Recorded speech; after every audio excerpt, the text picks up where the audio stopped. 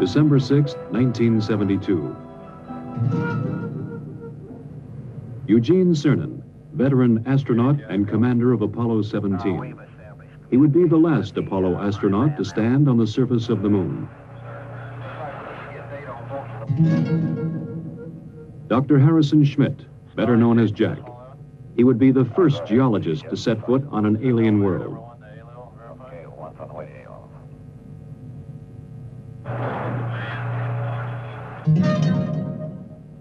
Ronald Evans, command module pilot. He would remain in lunar orbit, operating a battery of experiments that would take this last close look at the moon. In the year 1675, Sir Isaac Newton was asked by his fellow scientist, Robert Hooke, how he had accomplished so much. "If I have seen further," Newton wrote, "it is by standing on the shoulders of giants."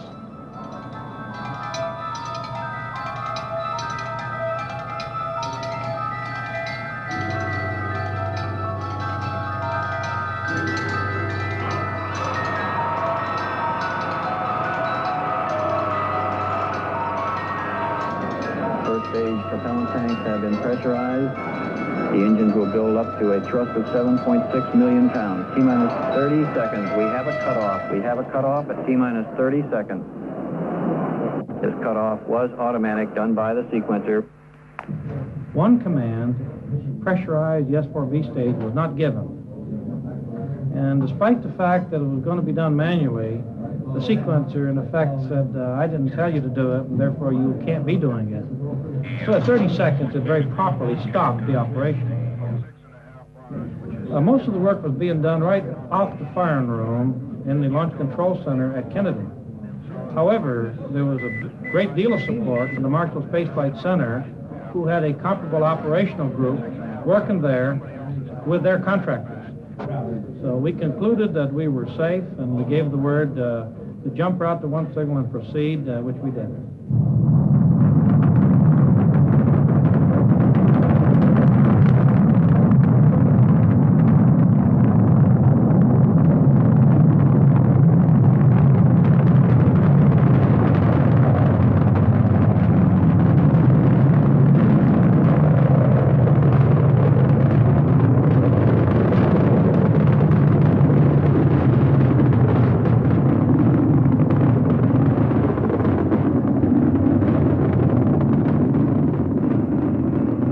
Houston, you are go for orbit. Go for orbit. Those are kind words, Robert. We're go for orbit here.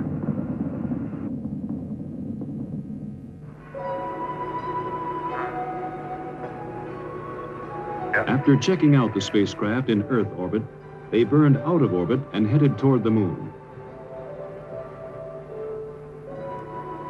Houston, we're right in the middle of a snowstorm.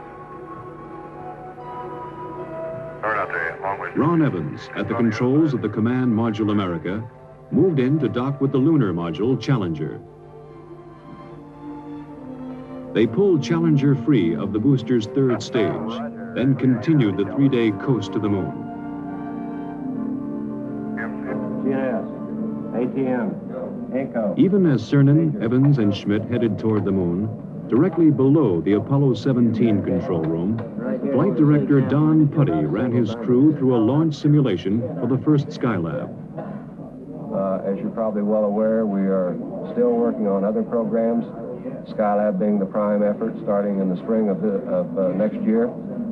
We're also working on the cooperative mission with the Russians, which will take place in 1975. And of course, we've got quite a few of the flight control team as well as other center elements involved in the work on the shuttle. So it's the start of a new era, I hope.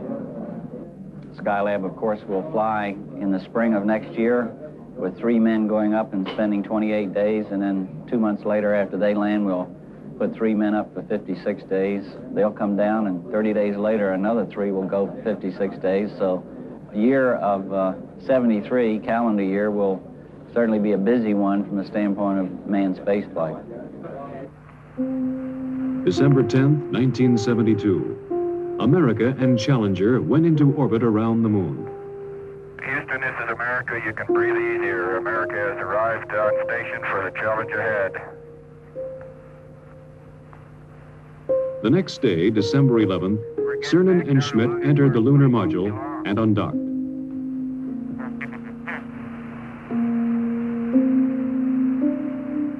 You look just as pretty in Earth light as you do in sunlight.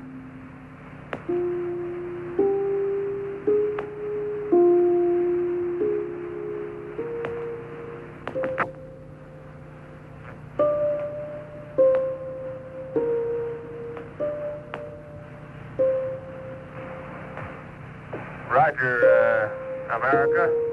Have a good burn. Your lot's clear.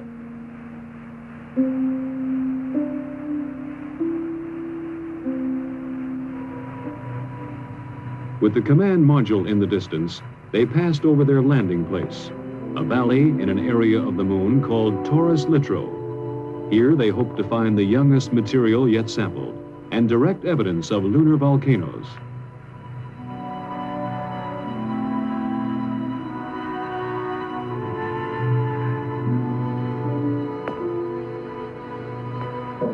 You're looking real good, Gene. Right down the line.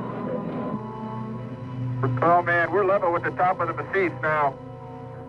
Okay, stand by for pitch over. Oh, are we coming in? There it is. Proceeded. And there it is, Houston. There's Camelot. Wide on target. I see it. We got them all. 42 degrees, 37 degrees, through 5,500. 53 degrees. Okay, I've got Marhay, I've got Poppy, I've got the triangle. That's 2,500 feet, 52 degrees. H-dot is good at 2,000. H-dot is good. Fuel is good. Going down at 10, cut the H-dot. The fuel's good. 110 feet, stand by for some dust. Little forward, G. Finger forward a little. 90 feet. Little forward velocity. 80 feet. Going down at 3. Getting a little dust. Going down about 2. Very little dust. Very little dust. Stand by for touchdown. Stand by. 25 feet. Down at 2. Feels good. 20 feet. Going down at 2. 10 feet. 10 feet. Contact. Stop, push. Engine stop. Okay, Houston, the Challenger has landed. Roger, Challenger, that's super. Houston, you can tell America that Challenger is at Taurus Littrow. December 11th. Cernan, then Schmidt, left the lunar module to begin their first EVA. As I step off at the surface at Taurus Littrow, we'd like to dedicate the first step of Apollo 17 to all those who made it possible. Their first job was to unload equipment, including their rover, the electric car in which they would drive to the exploration sites. That's beautiful. This has got to be one of the most proud moments of my life, I guarantee you. We thank you very much. As Cernan drove the equipment-laden rover, Schmidt carried the scientific experiments package called ALSEP. Hey, do you need me, Gene? No. I'm going to go deploy an ALSEP. Have at it. In Houston, scientists in the science support room watched, correlating and directing their movements. Okay, Bob, I've got my tools of the trade right here. As Schmidt set up the various experiments, Cernan drilled a series of holes, both to collect core samples and to implant experimental probes. Yeah. We're out in the ejector blanket of Camelot for sure now. Yeah. Man, it didn't feel like this stuff was that hard. No, I'll get it. I knew there was something I needed to get the jack in over here, other side. Let me put some weight here. Not going anywhere. Oh, he's going slowly, Bill. Very slowly. I'm gonna get this thing out now that I got it. Boy, knowledge, you know, that's what you call getting down into your work.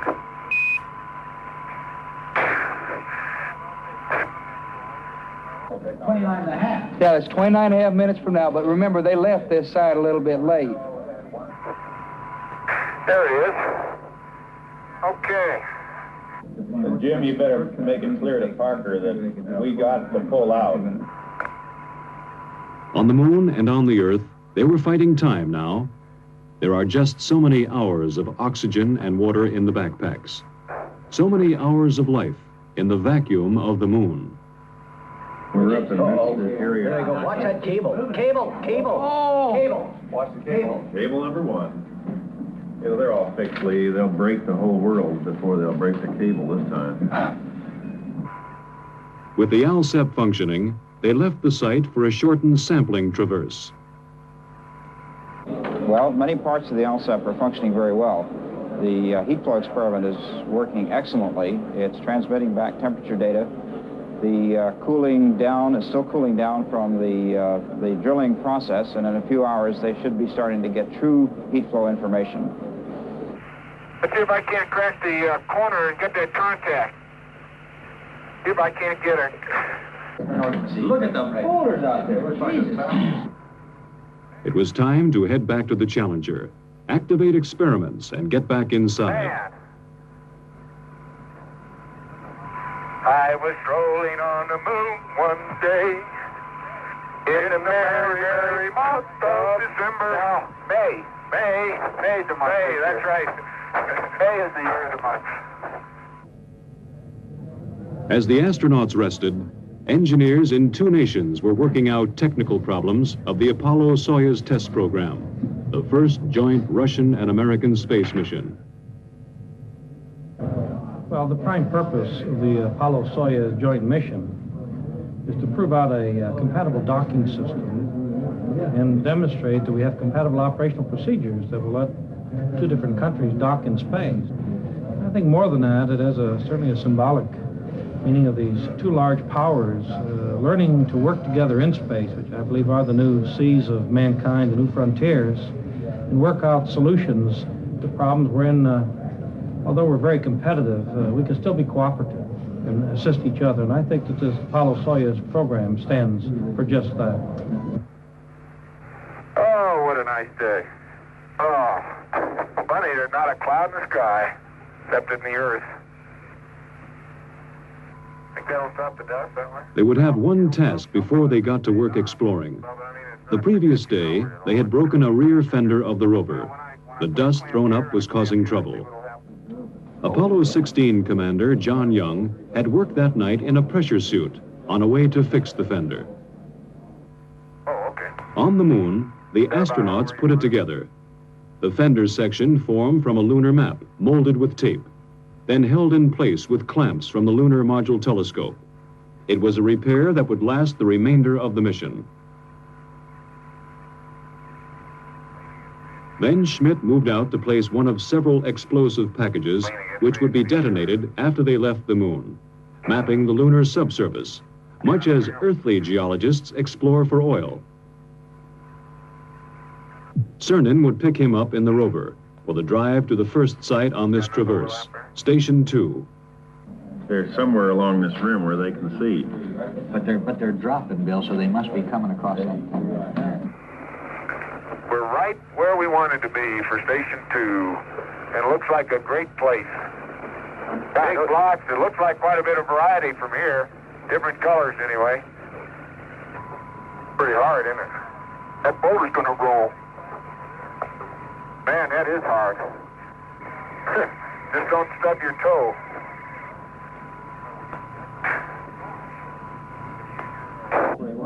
The foreground features are somewhat different, simply because they were farther up onto the hill, I think. But otherwise, that's remarkable. Pottery, it's obviously very cohesive because the bottom of the core is not smooth, it's very jaggedy and fragmental-like. Gene's finished with the core tube, then we should be able to go. If we get that all of that.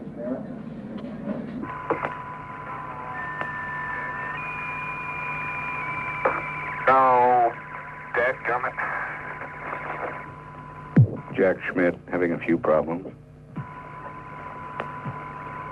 Come on.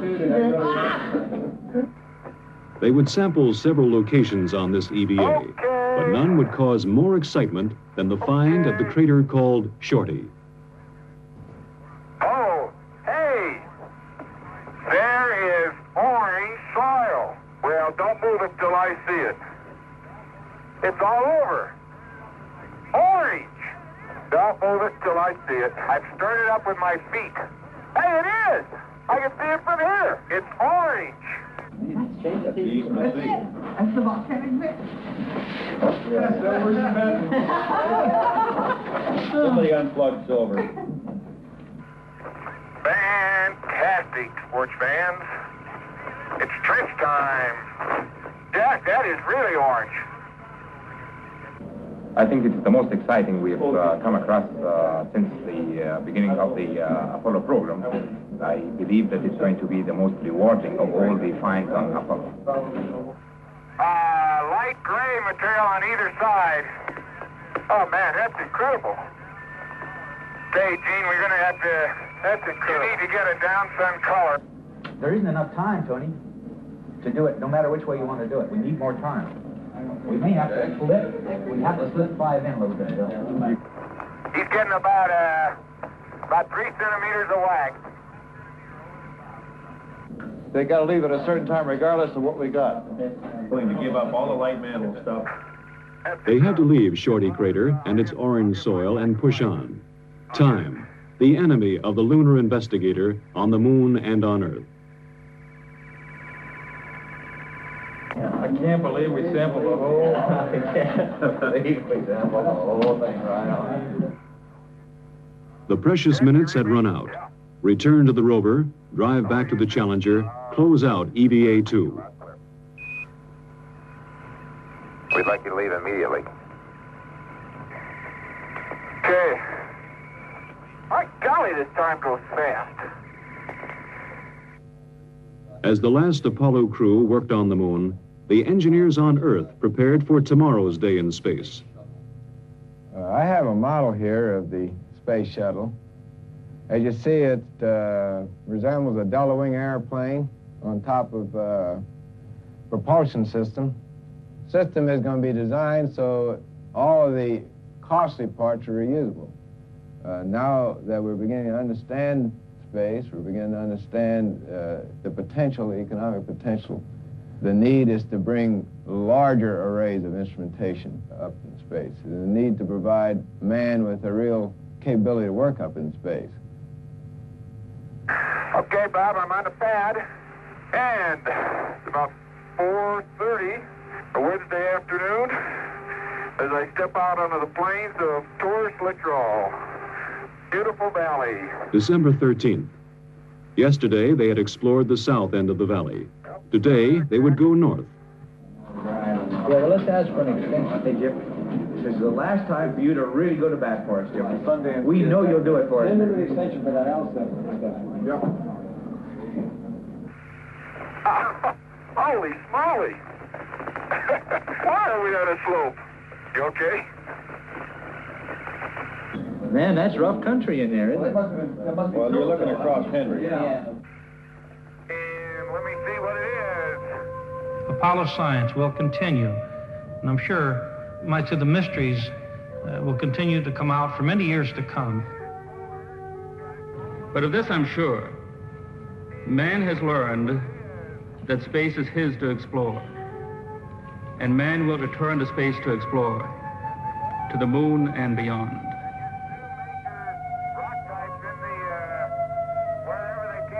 I'm firmly convinced that it's changed the whole basis of philosophy, including religion.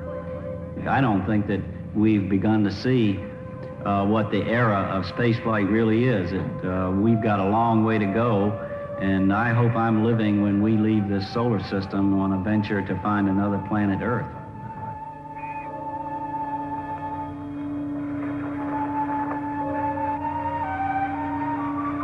You know, Jack, when we finish with Station 8, we will have covered this whole valley from corner to corner. That was the idea. Once more it was time. Gene Cernan and Jack Schmitt returned to the rover to drive back to Challenger. But before they left the surface of the moon, there would be a brief ceremony. It's a rock composed of many fragments, of many sizes, and many shapes. When we return this rock, or some of the others like it, to Houston, we'd like to share a piece of this rock with so many of the countries throughout the world. We hope that this will be a symbol of what our feelings are, what the feelings of the Apollo program are, and a symbol of mankind that we can live in peace and harmony in the future. And a final word from the last man on the moon. I'd like to just let what I believe history will record, that America's challenge of today has forged man's destiny of tomorrow.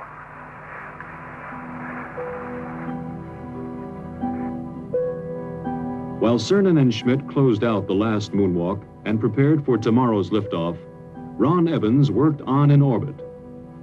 Photograph, observe, describe. Keep operating the cameras and experiments in the Science Experiments Bay. In orbit, as on the surface, the seconds are precious. Possibility at this stage. How is the experiment working now? Working extremely well. We're looking for subsurface geologic structure in the broad sense, layering, for example. This is the infrared scanning radiometer. What does that do? The radiometer measures the temperature of the moon and makes an accurate map of the temperature beneath the spacecraft. It is working with tremendous success. One other thing, how is the experiment working mechanically as far as the man and the machine? The experiment itself, the hardware is working perfectly, precisely the way it was supposed to work. Everything has functioned properly. An important part of the experiment is it requires the man to operate it. 99, proceeded, 3, 2, 1, ignition. Right away, Houston. Vector good. Ag thought. Pitch over. Roger, you have good thrust.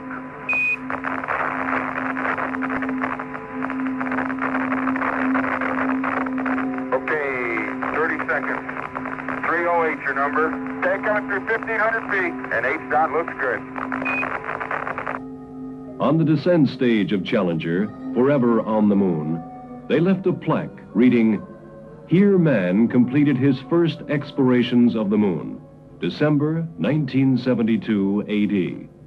May the spirit of peace in which we came be reflected in the lives of all mankind." One revolution later, Cernan and Schmitt caught up with Evans and prepared for docking. Good to see you. Good to have you all back up here. It's been a good trip. Man, that Challenger's a beautiful vehicle. You betcha. December 16th. Burn out of lunar orbit and head home to Earth. Houston, America has found some fair winds and following seas, and we're on our way home. Hey, this is great. Talk about being a spaceman. This is it. December 17th, 170,000 miles from Earth. Ron Evans left the command module. Hello, Mom. We see you, Ron. Looking great. Okay. Hey, John. How you doing? Hi, Jamie.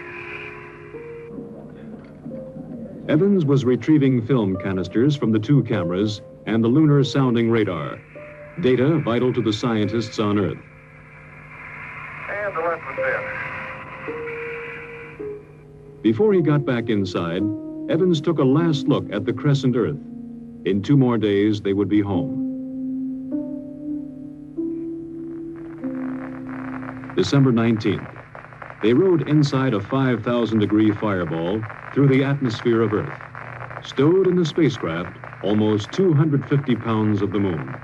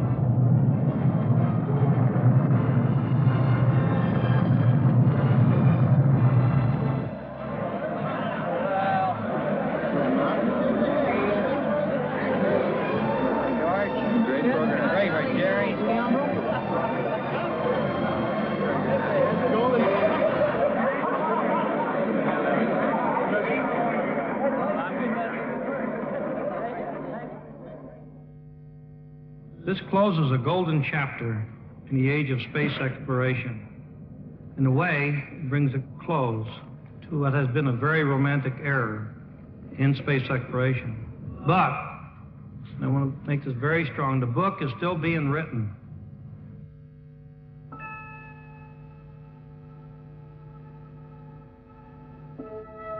The moon, a lonely world in the absence of man. But here we have left our mark, a signature attesting a legacy to future generations. We stood on the shoulders of giants and touched the moon.